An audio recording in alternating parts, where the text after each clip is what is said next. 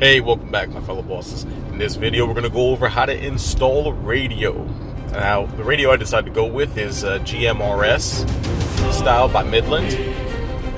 And before I show you the install, a couple of important things, keynotes to go over. GMRS stands for General Mobile Radio Station, or Radio Service, sorry. And before, or even after you install, because I found all this out after I installed mine. When you install it, before you start playing with it, you will need to get a GMRS license through the FCC. Now, I will put the link to the FCC down below, but you definitely need one of those due to the fact that you're going to be using repeaters. And once you do that,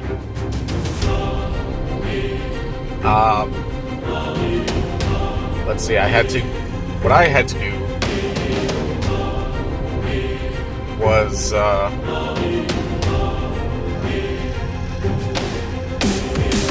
become a member of the FCC, so that way they give you a member ID. Once you have your member ID, then you're actually able to apply for a license. Now, once you apply for the GMRS license and you get the approval and pay the fee, I had to pay $70, but it's good for 10 years.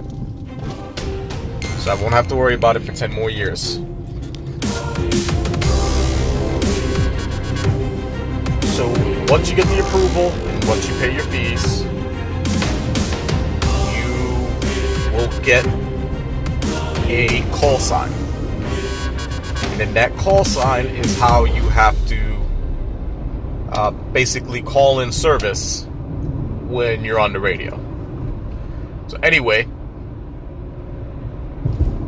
on to the video.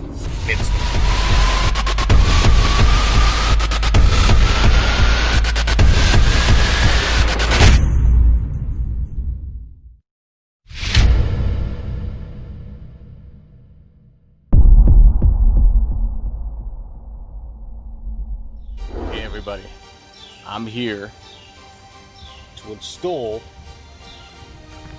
radio in the Jeep Patriot. So I've been wanting one of these for a while. Kind of necessary, maybe.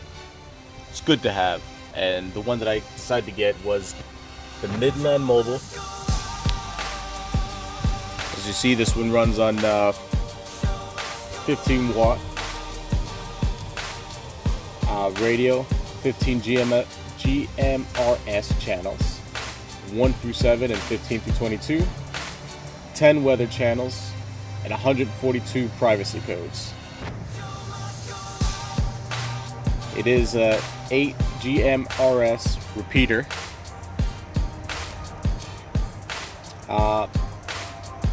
So it has all the channels, has all the monitors. Looks really nice, and it looks fairly easy to install. So we're going to try this on my Jeep right now.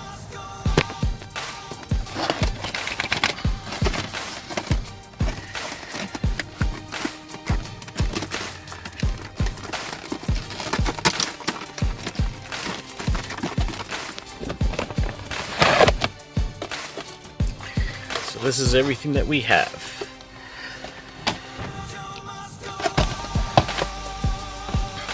It says it comes with the antenna, the mount,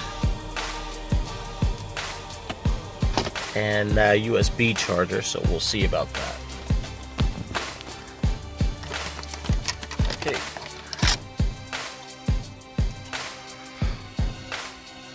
The radio. Or the receiver, whatever you want to call it.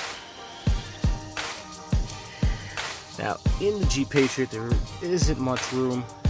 I already have something up there for my phone. So, possibly,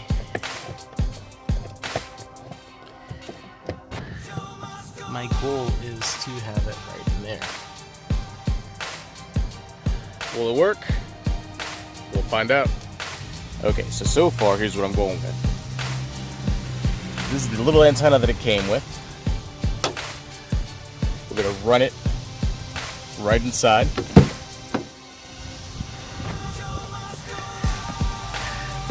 As you see, we have it coming down there. I'll run it right along, all the way to the front. And then we'll plug that in and see how that is. Okay, so I did have to redirect. I didn't get exactly what I wanted. I'm about to put the final touches on it right now. Let's see, wait. I didn't want to do that. So instead of here, I had to go here. The reason why is this part right here that goes to the back of the radio. I would have had to drill a big hole in here to get this through. Just to get this little part right here. So instead of doing all that, I'm just going to redirect.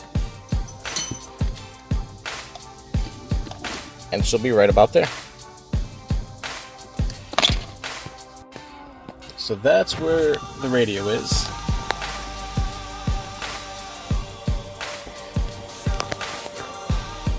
And let's turn her on.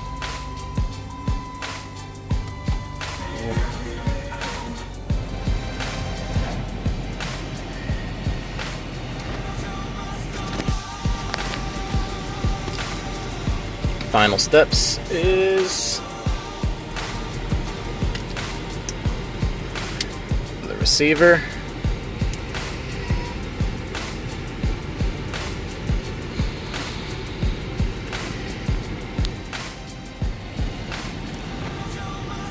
There she goes. Worse roads have been reported. Down Creek, St. Mary's River, Cuckold Creek, Sheridan Point, Calvert Cliffs, St. Clements Bay, Flag Harbor, and Wicomico River. Turn around. Don't drown when encountering flooded roads. Most flood deaths occur in vehicles. A flood warning means that flooding is imminent or occurring. All interested parties should take necessary precautions immediately. This is a statement from the National Weather Service. For the following counties in Maryland and Illinois, Calvert. So now the last step is to put this up. The National Weather Service in Sterling, Virginia has issued a flood warning for South Central and Loudoun County in Central Maryland. For the handheld. Western Calvert County in Not bad though. Prince George's County in Central Maryland.